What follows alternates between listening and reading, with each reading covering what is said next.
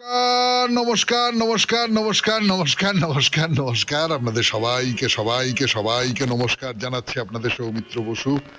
সবাইকে অজস্র শুভকামনা জানাচ্ছে, সবাইকে স্বাগত জানাচ্ছে আজকের এই সমাগত অনুষ্ঠানে এবং সবাইকে শুভ সকাল জানাচ্ছে। শুভ হোক, সকলের শুভ হোক, সকলের ভালো হোক, সকলের মঙ্গল হোক, কল্যাণ হোক। মহালয়া হয়ে গেছে, পুজোর জন্য এখন আমাদের দিন গোনা। খুব আনন্দ। বেনি মাধব শিলের অনুযায়ী আজকের দিনটার কথা বলি। আজকে 23শে সেপ্টেম্বর 2025 মঙ্গলবার। আজ দ্বিতীয়া। সূর্যোদয়ের সময় ভোর 5:29, সূর্যাস্তের সময় বিকেল 5:31। নক্ষত্র হস্তা। আজকে জন্মে কন্যা রাশি, বৈশ্যবর্ণ, মতান্তরে শূদ্রবর্ণ, দেবগণ।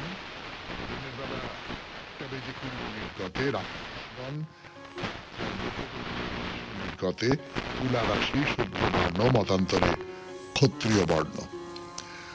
আমাদের হোয়াটসঅ্যাপে চিঠি পাঠানোর নাম্বার 9831922927। চিঠির গোড়ায় লিখতে হবে। এবং আজকের চিঠির বিষয় কথাটা বললাম এই কারণে যে আজকেই শেষ দিন। আজকে সন্ধে 6টার মধ্যে আপনার চিঠি আমাদের দপ্তরে পৌঁছে যেতেই হবে। বিষয় পুজো কেমন কাটবে।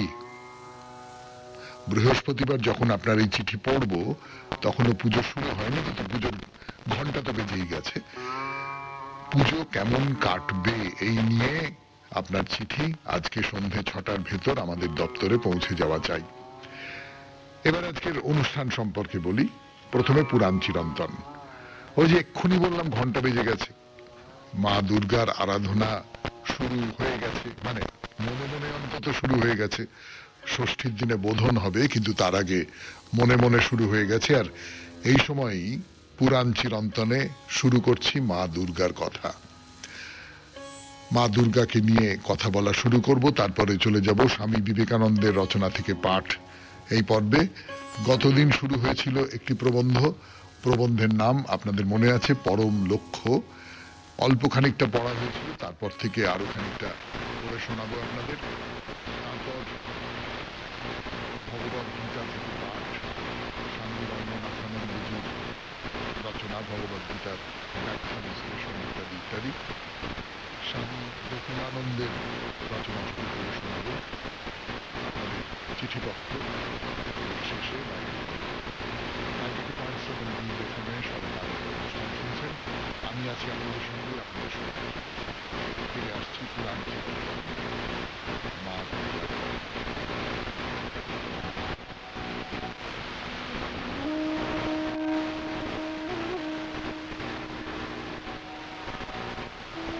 শেষ করে ফিরে এলাম। মহালয়ার পরে আজ মঙ্গলবার শুরু করছি মা দুর্গার কথা 92.7 বিগ FM এ শরণাগত অনুষ্ঠানে।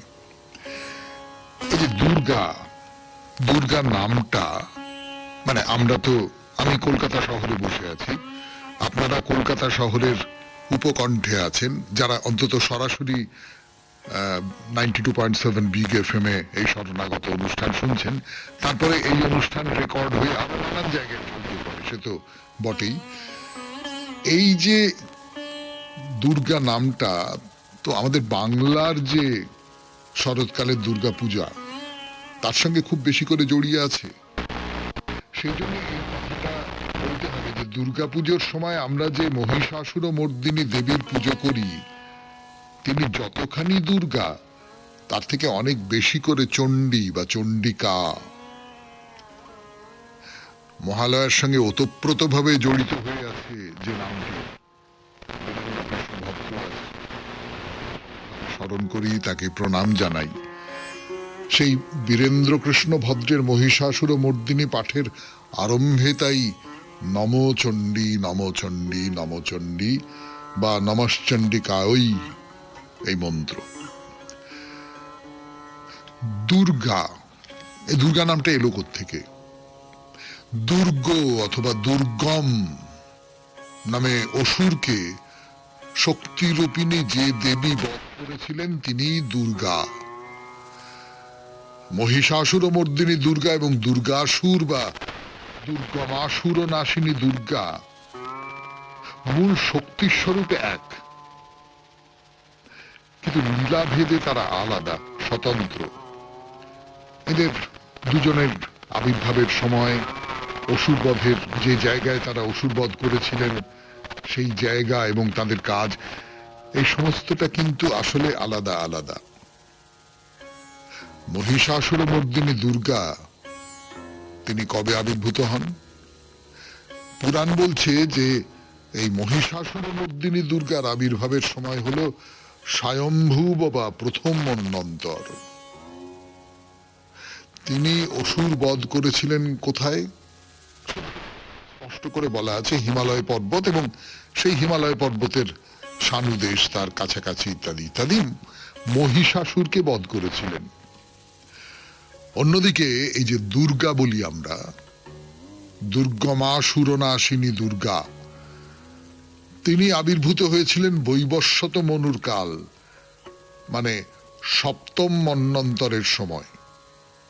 অর্থাৎ মহিষাসুর মর্দিনী প্রথম মন্বন্তর আর এই দুর্গা সপ্তম মন্বন্তর। তিনি এই দুর্গমাসুরকে বধ করেছিলেন বিন্ধ্য পর্বতে, এবং তার কাজটা হচ্ছে মহিষাসুর নয়, দুর্গমাসুরকে বধ করা। শুনছেন 92.7 বিগ এফএম এ শরণাগত অনুষ্ঠানে মা দুর্গার কথা। আরো কথা বলবার জন্য ফিরে আসছি গানের পর।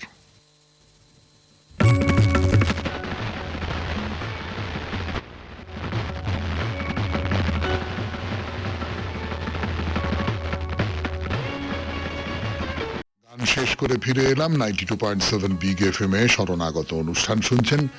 বলছি মা দুর্গার কথা, দুর্গা পূজা, মা দুর্গার কথা। এই দুর্গা কিন্তু মহিষাসুর মর্দিনী নন, মানে মূলে তিনি এক, এই দুজন দেবী এক, তারা শক্তির দেবী, অসুরকে সংহার করেন, কিন্তু একজন মহিষাসুরকে সংহার করেন আর আরেকজন দুর্গমাসুরকে সংহার করেন। এই যে দুর্গাসুর নাশিনী দুর্গা, তার সঙ্গে এই শক্তি দেবীর অন্য রূপ শাকম্ভরী, শতাক্ষী, এদের খুব গভীর যোগ আছে।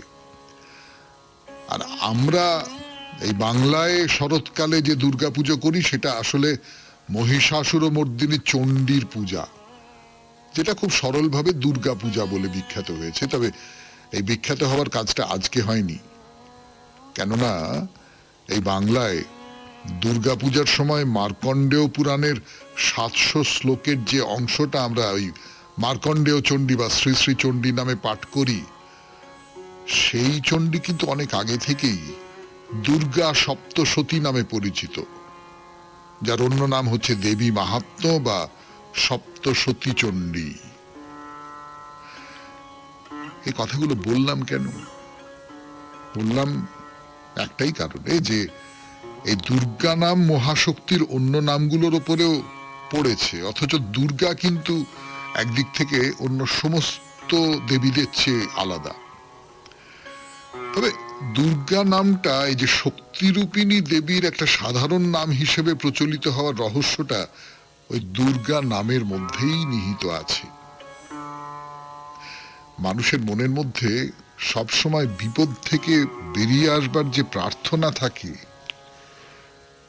এইখানেই দুর্গা নামটা একেবারে গেঁথে গেছে আমাদের মনের মধ্যে। দুর্গা নামটা আমাদের সবচেয়ে প্রিয় হয়ে উঠেছে।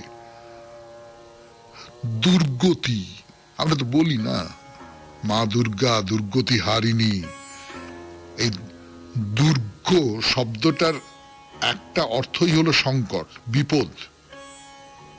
তার মানে যে কোনো রকম বিপদ বা দুর্গ থেকে যিনি ত্রাণ করেন তিনি হচ্ছেন দুর্গা। সেই মা দুর্গার পূজা এসে গেল।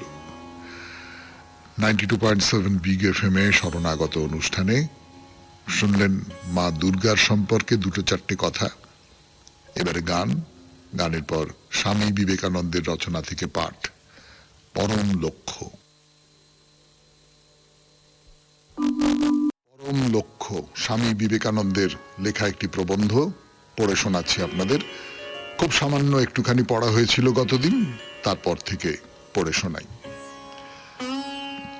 অসীম ঈশ্বর কেন এই পৃথিবী সৃষ্টি করিলেন? দ্বৈতবাদী বলেন, যেভাবে কুম্ভকার ঘট নির্মাণ করে ঠিক সেইভাবে তিনি সৃষ্টি করিয়াছেন। ঈশ্বর কুম্ভকার, আমরা ঘট মাত্র।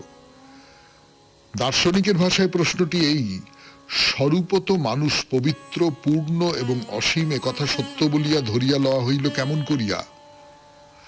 অদ্বৈতবাদমূলক যে কোনো চিন্তা প্রণালীতে ইহাই একটি প্রধান সমস্যা। অন্যান্য সব পরিষ্কার ও স্পষ্ট। এ প্রশ্নের কোনো উত্তর নাই। অদ্বৈতবাদীরা বলেন প্রশ্নটি স্ববিরোধী। দ্বৈতবাদের কথাই ধরা যাক। প্রশ্ন হইবে, ঈশ্বর কেন জগৎ সৃষ্টি করিলেন? ইহা স্ববিরোধী। কেন? কারণ ঈশ্বর বলিতে আমরা কি বুঝি? ঈশ্বর এমন এক সত্তা যাহার উপরে বাহির হইতে কোনো প্রতিক্রিয়া হইতে পারে না। তুমি বা আমি মুক্ত নই, আমি তৃষ্ণার্ত। তৃষ্ণা বলিয়া একটা কিছু আছে যাহার উপর আমার কোনো কর্তৃত্ব নাই, যাহা আমাকে জল পান করিতে বাধ্য করে। আমার দেহের প্রতিটি কর্ম, এমনকি আমার মনের প্রতিটি চিন্তা আমার বাহিরের শক্তির দ্বারা প্রভাবিত। আমাকে ইহা করিতেই হইবে। সেই জন্যই তো এইরূপ করিতে আমি বাধ্য, ইহা পাইতে আমি বাধ্য। আবার কেন এবং কোথা হইতে, এই প্রশ্ন দুইটিরই বা অর্থ কি? বাহিরের শক্তির অধীন হওয়া। তুমি কেন জল পান করো? কারণ তৃষ্ণা তোমাকে বাধ্য করে। তুমি দাস। কোনো কিছুই তুমি নিজের ইচ্ছায় করো না, কারণ সবকিছু করিতেই তুমি বাধ্য। তোমার কাজের একমাত্র প্রেরণা কোন শক্তি। শুনলেন স্বামী বিবেকানন্দের রচনা থেকে পাঠ, পরম লক্ষ্য। 92.7 বিগ এফএম এ শরণাগত অনুষ্ঠানে এইবার ভগবদ গীতা। ফিরে আসছি গানের পর ফিরে এলাম 92.7 বিগ এফএম এ শরণাগত অনুষ্ঠান শুনছেন। আমি আছি আপনাদের সঙ্গে, আপনাদের সৌমিত্র বসু। এখন ভগবদ গীতা থেকে পাঠ, স্বামী রঙ্গনাথানন্দজির অনুবাদে এবং ব্যাখ্যায় ভগবদ গীতা। যতটা পড়েছিলাম তারপর থেকে পড়ে শোনাই। শ্রীকৃষ্ণ অর্জুনকে উপদেশ দিচ্ছেন। কি উপদেশ দিচ্ছেন? যিনি সকল দেহের অন্তরে রয়েছেন, তিনি কোনরূপ হননের শিকার হওয়া থেকে চিরমুক্ত। অতএব হে অর্জুন, তোমাকে সকল জীবের জন্য দুঃখ করতে হবে না। এই দেহি, জীবাত্মা অর্থে যিনি দেহে বাস করেন, যাকে কেউ কখনো বধ করতে পারে না, এই হলো এই অনন্ত সত্যের প্রকৃতি। দেহে সর্বস্য ভারত, সকলের দেহে বর্তমান। এই দেহি বা জীবাত্মা হলেন অবদ্ধ। হে অর্জুন, অতএব এ জগতের কোনো কিছুর জন্য, কোনো জীবের জন্য তোমাকে শোক করতে হবে না। মানবের গঠনতন্ত্রের প্রকৃত মাত্রাটিকে তুমি কোনোদিনই স্পর্শ করতে পারবে না। কেউ আমার জামা খুলে নিলে আমার কোনো ক্ষতি হয় না, আমি অন্য একটি জামা পরে নিতে পারি। এইভাবে আমরা সকল জড় বস্তু সম্বন্ধে বলে থাকি।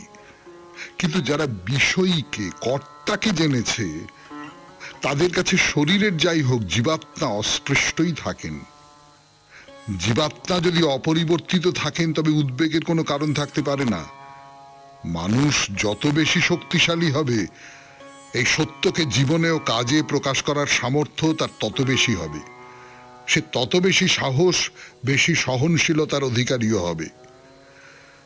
হিটলারের নাজি কারাগারে বন্দী সে ইহুদি বৈজ্ঞানিকের মতো। ইহুদিদের সকলের ওপর প্রচন্ড চাপ এবং তারা নানান রকম পীড়ন, নির্যাতন, ক্লেশের শিকার হতো।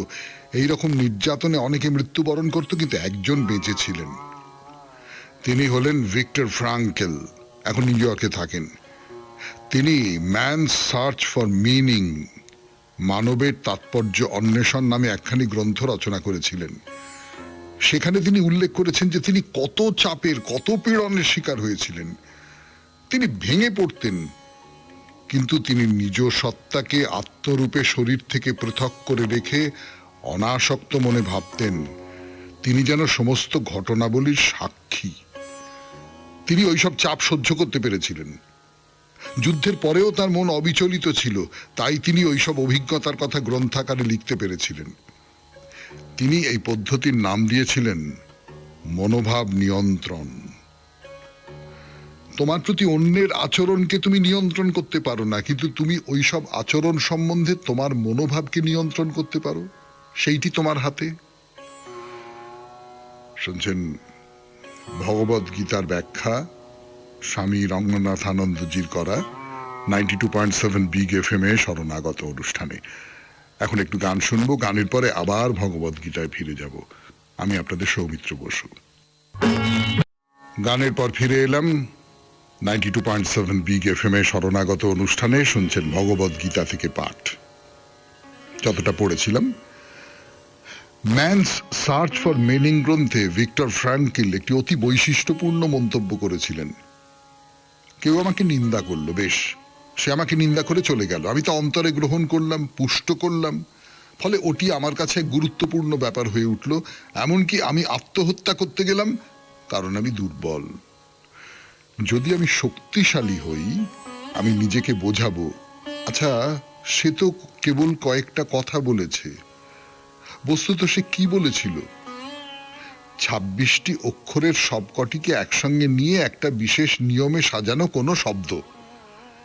সেইভাবে নিজ মনকে বুঝিয়ে সমস্ত ব্যাপারটিকে মন থেকে মুছে ফেলতে পারো। এতে বেশ শক্তি চাই। অতএব মনোভাবের নিয়ন্ত্রণ আমাদের কাছে এক অতি মহান শিক্ষা। অধিকাংশ ক্ষেত্রে আমরাই আমাদের শত্রু, আমরাই আমাদের মনোবেদনা সৃষ্টি করি। অন্য একটু কষ্ট দেয় মাত্র, আমরা নিজেরাই সেটিকে বহুগুণে বাড়িয়ে তুলি।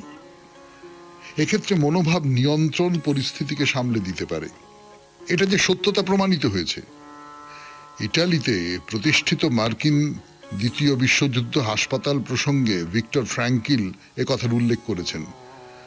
হাসপাতালের একটি বিভাগ ভর্তি ছিল বেশি রকম আঘাতপ্রাপ্ত লোকে। কারো হাত গেছে, কারো পা গেছে, এইরকম সব লোক।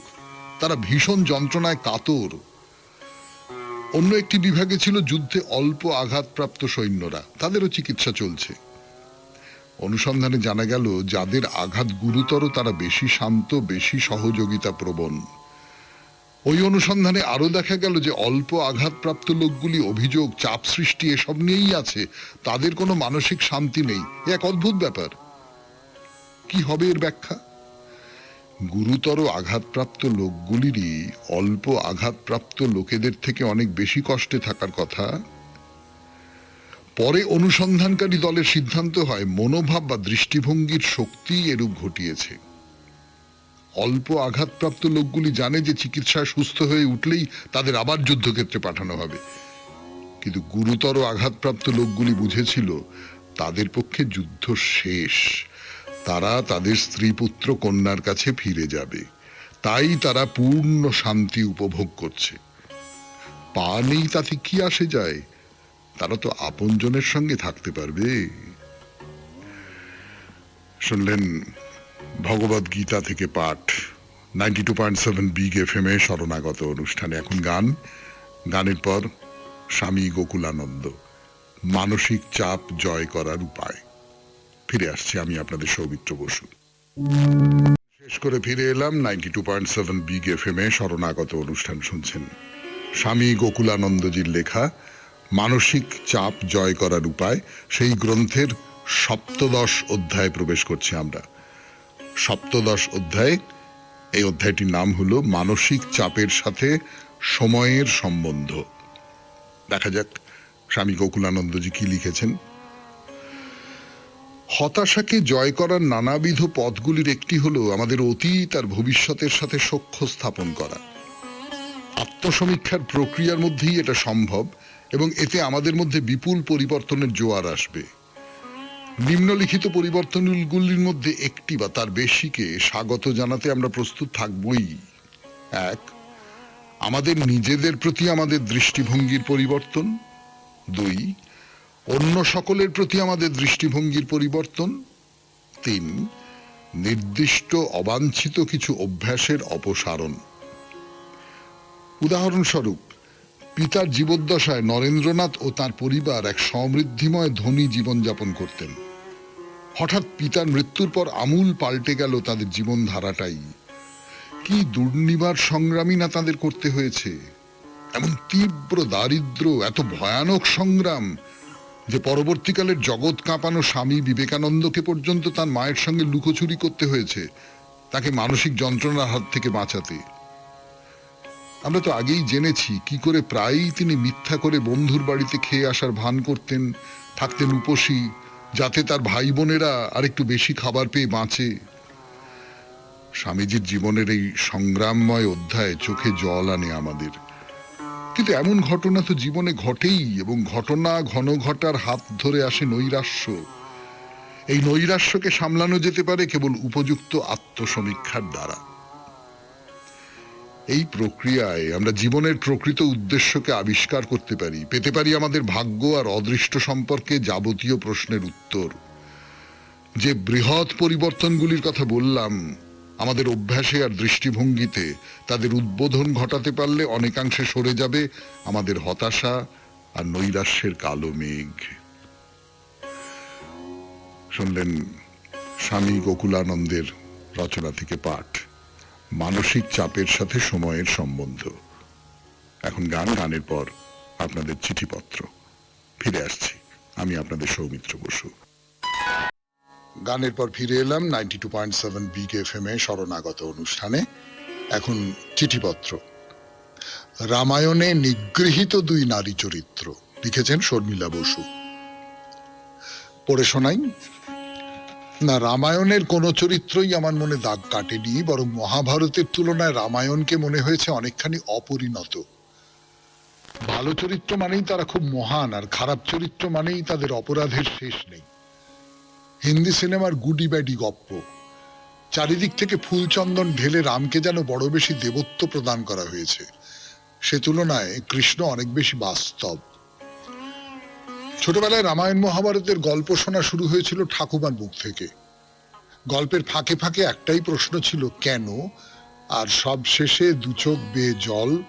সীতার পাতাল প্রবেশ, লবকুশের কেন মা চলে গেল, ওরা তো কোনো দোষ করেনি।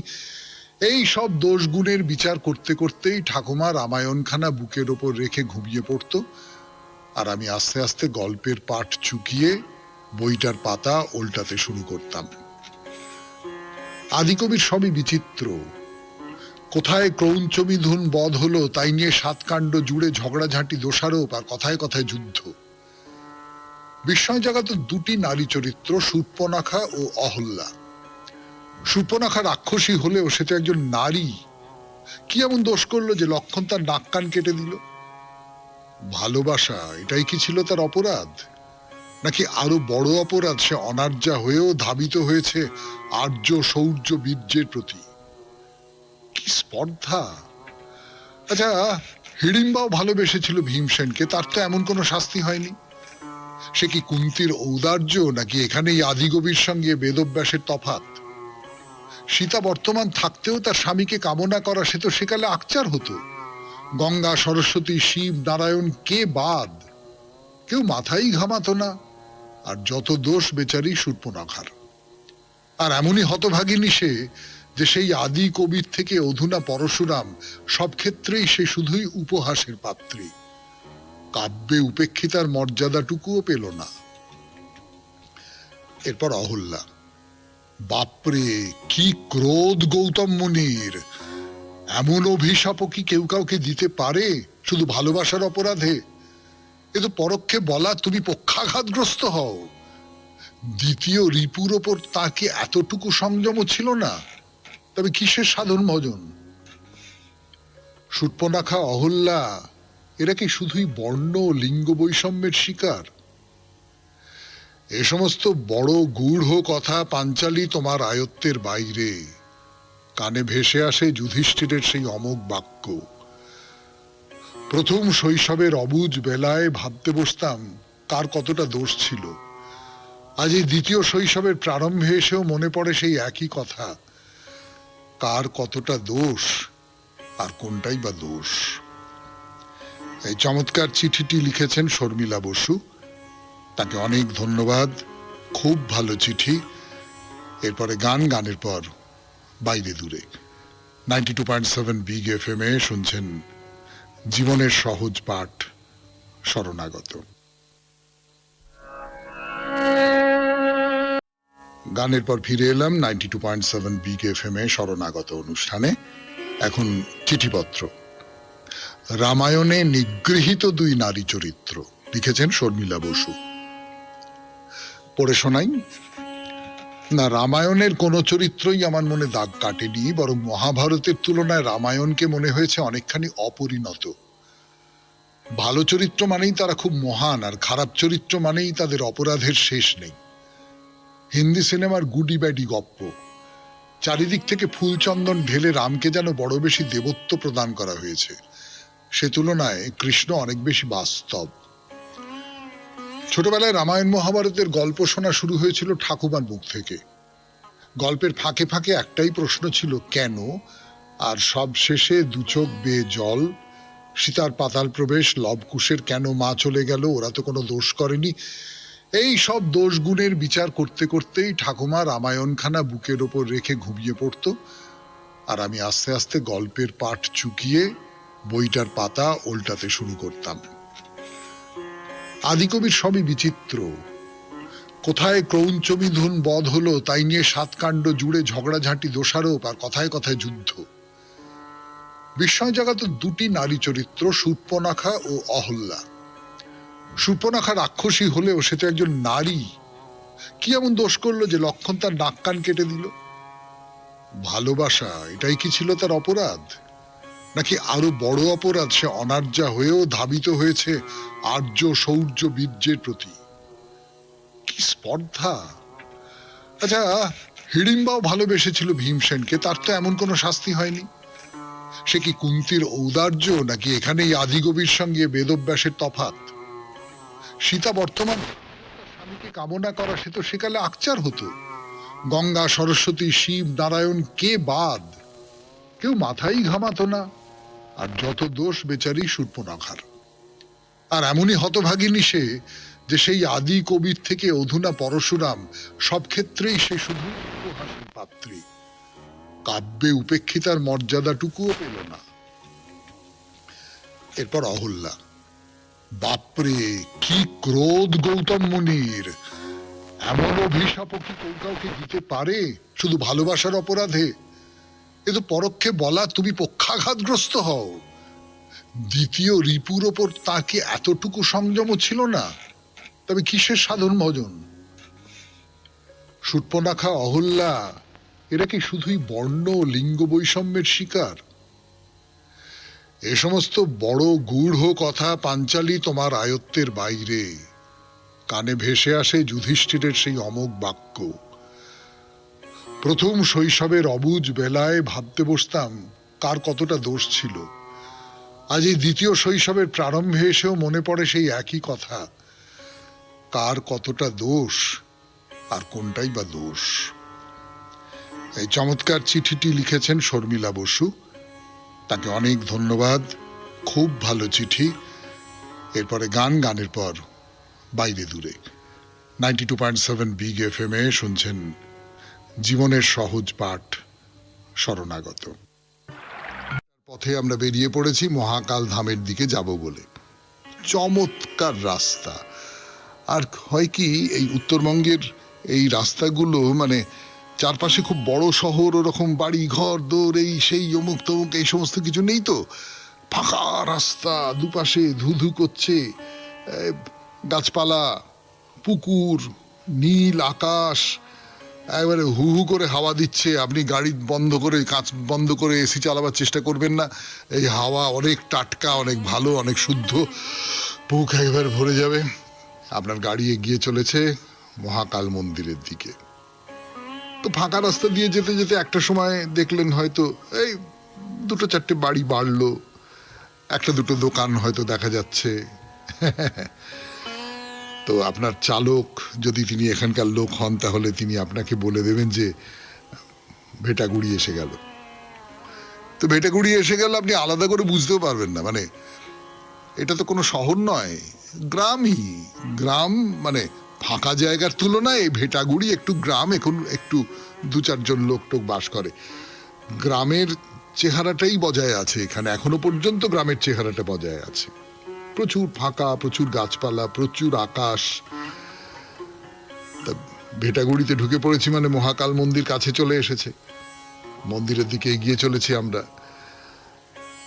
আমরা যারা কলকাতা শহরের লোক বা কলকাতার আশেপাশে সব জায়গা পর্যন্ত পৌঁছয় আর কি, তাদের কিন্তু এই জায়গাগুলো দিব্যি লাগবে দেখতে। মানে এত প্রচুর গাছপালা, বারবার করেই তো বলছি, তো কলকাতা শহরে তো গাছপালা প্রায় দেখাই যায় না। মানে দেখা যায় না একেবারে তা নয়, কিন্তু ওই একটা পার্কের গাছপালা বা যত্ন করে সাজানো গাছপালা সেটা একরকম, কিন্তু সেটা মনে হয় যে সাজানো, তৈরি করা, কৃত্রিম। কিন্তু একেবারে নিজের মতন করে গাছ বেড়ে উঠেছে, নিজের মতন করে ঘাস বেড়ে উঠেছে, এই একটা পুকুর দেখলাম। হ্যাঁ, এইটা দেখার যে মজাটা, সেই মজাটা কলকাতা শহরে পাওয়া যায় না। আর একটা জিনিস খুব মজার ব্যাপার আছে, সেইটাও আপনাদের বলতে চাই। সেটা হলো বাড়ি। উত্তরবঙ্গের টিনের বাড়ি তো, হ্যাঁ, আপনি একটা দুটো টিনের বাড়ি দেখতে পাচ্ছেন, খুব অন্যরকম দেখতে, খুব সুন্দর লাগে দেখতে টিনের বাড়ি। আর বিশেষ করে একটু নতুন টিন যদি হয়, তাহলে রোদ পরে ঝকমক ঝকমক করে, সে দারুণ দেখতে লাগে। মানে পাহাড়ি জায়গায় এরকমটা হয়। এই করতে করতে করতে করতে আপনি মন্দিরের তোরণের সামনে এসে দাঁড়ালেন। কিন্তু তোরণের কথা আজকে আর নয়, পরের দিন 92.7 বিগ এফএম এ শরণাগত অনুষ্ঠানে। আজকের মতো অনুষ্ঠান শেষ করছি কবিতা দিয়ে শেষ, রবীন্দ্রনাথের কবিতা, তাই তো? তোমারে প্রণাম এ যে তারি আভরণ, যারে তুমি করেছ বরণ, তুমি মূল্য দিলে তারে দুর্লভ পূজার অলঙ্কারে। ভক্তি সমুজ্জ্বল চোখে তাহারে হেরিলে তুমি যে শুভ্র আলোকে, সে আলো করালো তারে স্নান, দীপ্যময় মহিমার দান পরাইল ললাটের পর। হোক সে দেবতা কিংবা নর, তোমারই হৃদয় হতে বিচ্ছুরিত রশ্মির ছটায় দিব্য আবির্ভাবে তার প্রকাশ ঘটায়। তার পরিচয় খানি তোমাতেই লোভিয়াছে জয়বাণী, রচিয়া দিয়াছে তার সত্য স্বর্গপুরী, তোমারই এ প্রীতির মাধুরী। যে অমৃত করে পান, ঢালে তাহা তোমারই এ উচ্ছ্বসিত প্রাণ। তব শির নত দিক রেখায় অরুণের মতো, তারই পরে দেবতার অভ্যুদয়, রূপ লভে সুপ্রসন্ন পূর্ণ জ্যোতির্ময়। খুব ভালো থাকবেন, আনন্দে থাকবেন। নমস্কার নমস্কার নমস্কার নমস্কার নমস্কার নমস্কার নমস্কার। আপনাদের সবাইকে সবাইকে সবাইকে নমস্কার জানাচ্ছে আপনাদের সৌমিত্র বসু।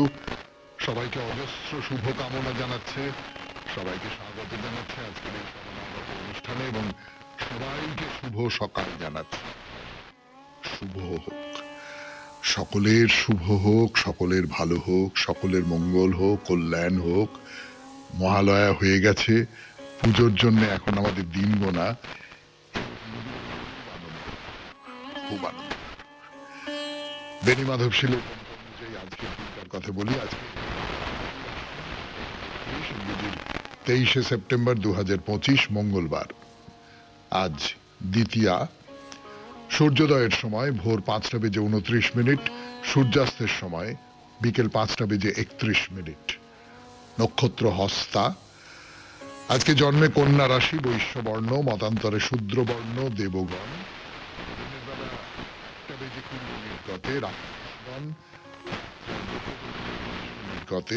তুলা রাশি, শূদ্রবর্ণ, মতান্তরে ক্ষত্রিয় বর্ণ। আমাদের হোয়াটসঅ্যাপে চিঠি পাঠানো নম্বর 9831922927, চিঠির গোড়ায় লিখতে হবে। এবং আজকের চিঠির বিষয়, কথাটা বললাম এই কারণে যে আজকেই শেষ দিন। আজকে সন্ধে 6টার মধ্যে আপনার চিঠি আমাদের দপ্তরে পৌঁছে যেতেই হবে। বিষয় পুজো কেমন কাটবে। বৃহস্পতিবার যখন আপনার এই চিঠি পড়বো তখনও পুজো শুরু হয়নি, কিন্তু পুজোর ঘন্টা তো বেজেই গেছে। পুজো কেমন কাটবে এই নিয়ে আপনার চিঠি আজকে সন্ধে 6টার ভেতর আমাদের দপ্তরে